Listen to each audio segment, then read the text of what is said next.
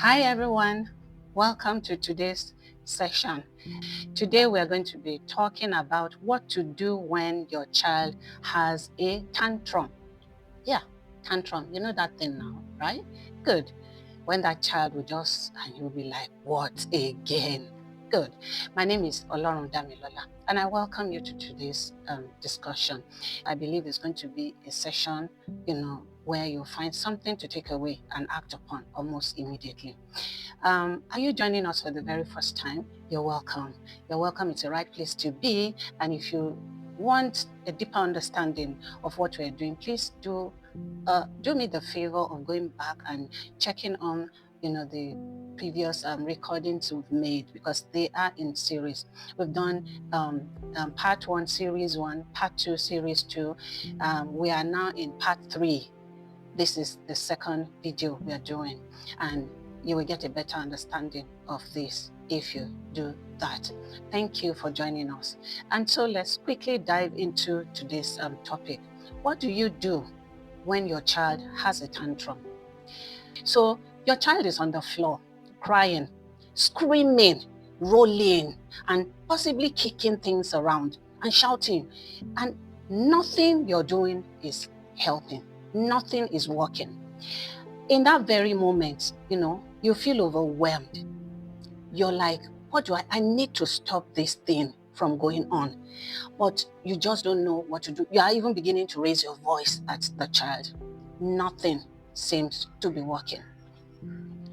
Well, what you see on the outside of that child is exactly what is happening inside of him. He doesn't have a control over himself. That's one thing I first of all want you to understand. The child has completely lost control, of his emotions or her emotions. That is exactly what you're doing. I want us to go straight to what you should do. So in such a moment as this is what you should do. The first thing you do is, please don't shout. Please don't scream. Just calm down. Calm down. That's the first thing you should do. Your calming down immediately affects that child. It will help him feel safe. And then he, without knowing, will begin to calm down because he's watching you. He expected that you should shout at him, maybe even smack him, but you're not doing any of those. All you did was watch and you calm down. That will help him. That child feels safe, number one. Number two, please don't talk too much. Don't argue. Peradventure, the child is even talking in the process of doing all of this. Don't talk too much. Why? That child cannot process too many words at that moment. Cannot. That feeling, that inner feeling that is making him to throw that tantrum is what is the most important thing to him at that moment. So too much talk will not help at all. Number three, it's hard to do, but we've got to do it. Validate that action. Did I hear someone saying, the child embarrassing me, I should validate it? Yes, so validate it. Because you're looking for a solution, Abby. We have to get that solution, and you have to do what you need to do to get that solution. So validate that action. Validating that action, in validating it, you are telling that child, I feel you. I am there. I can feel what you're feeling. Even though you're inside of you are trying to find out. But that child doesn't know. But somehow is getting, okay, I'm safe. I can trust this person. Forget the fact that you're the mother. If you keep shouting, that child will not trust you.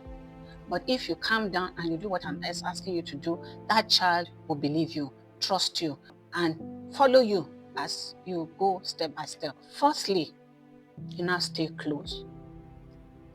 Get the child close to yourself. If you need to embrace the child. If you need to hug, hug the child, hold the child tight to yourself. And while you're doing that, some things will be happening. You'll be asking questions. You'll be talking. Just to do what? To get to know exactly what is going on in the inside, which is the emotion, that big thing. At that point in time, what you are doing is you are helping that child to get out of that situation. Then you stay steady. You are the anchor for that child. You are everything to that child at that particular moment. You're steady. You're consistent in what you're doing. You didn't hold him and then push him away. No, you didn't say sorry and say shut up. No, you're not contradicting yourself, by hanging around that child at that time in that position. What you're telling the child is, trust me, believe in me, just tell me what it is you're going through. So you are the one anchoring everything that has to do with his feeling at that particular moment. And as you go on, the child is seeing you, he's learning what you're doing, without you knowing it. Step by step, you're getting there. And then you are telling the child, I feel you. You are telling the child, before you know it, the child is feeling, I'm safe. I'm feeling okay already. Without saying a word. I'm beginning to handle it all. I wasn't shouting again.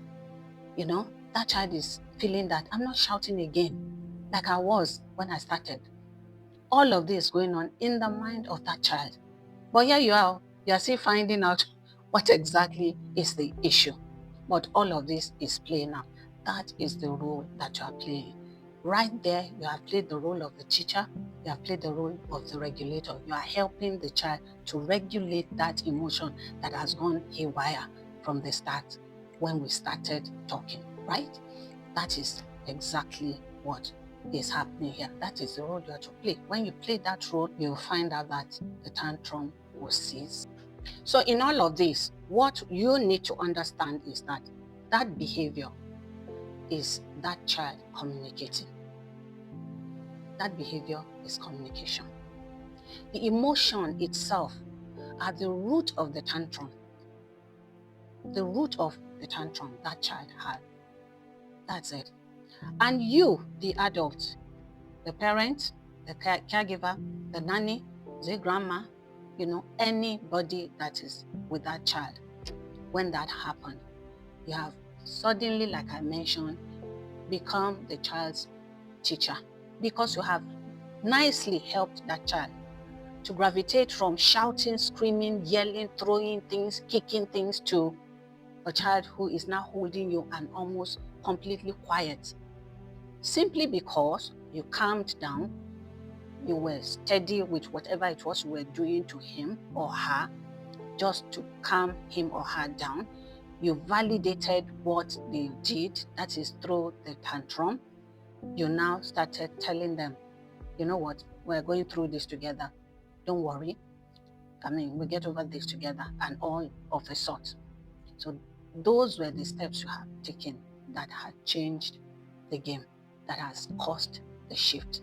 If not, what you would have had would have been an escalation of, that screaming. You wouldn't have stopped to, except maybe the child just falls asleep in the process of screaming and shouting. Okay? And for you, I don't know what you would have ended up doing. Maybe you would have even, tried to hit, or let me keep quiet here. You understand what I'm saying? But you see this space, isn't it? That is exactly what you should do when your child, throws tantrum. It's not an abnormality. It's not something that is out of, the place. No, it is how you handle it that makes the difference. So what you will see is, rather than seeing a child that is being difficult, you're now beginning to see the child as having a difficulty that you need to help him resolve. And that is it. So let's do a reflection. So think about the last time your child, threw tantrum. Did you go to stop him or her immediately? Or did you actually took maybe some of these steps and just to help walk that child through? Don't worry, don't judge yourself. I'm not judging you. It is just for us to reflect. Then you didn't know, but now you know. So you know the right thing to do. Just reflect and see. When you reflect and you remember what happened, you'll be better prepared in case it happens again the next time. That is the essence of this reflection. Now, call to action. What would you do? This next time when your child throws or has a tantrum, try what we just learned. You stay calm, you say less, don't overtalk, and then stay close. When these three are done, your presence alone will, change the whole. You will see it will work out. You yourself will see it. Just mere doing these three and you being present for that child. We have come to the end of today's session. I hope you have been able to take something away, because this is quite relatable, and I honestly will want you to put this to practice and share with me your experience. Maybe in time past and now. Time past when you really didn't know what to do. But now that you know what to do, what did you do that, changed the whole story, as it were? I would love to read from you. And please let me read from you. I'm eager to make it happen. You be the first to start. Somebody will just be encouraged to do the same. So, if you have enjoyed this, do me the favor of making sure that you like, share, and subscribe to my YouTube channel. It's very important. And invite your friends to come, and let's all of us share this amongst ourselves and make our children better, than who they are right now. Thank you. I'll see you in my next video.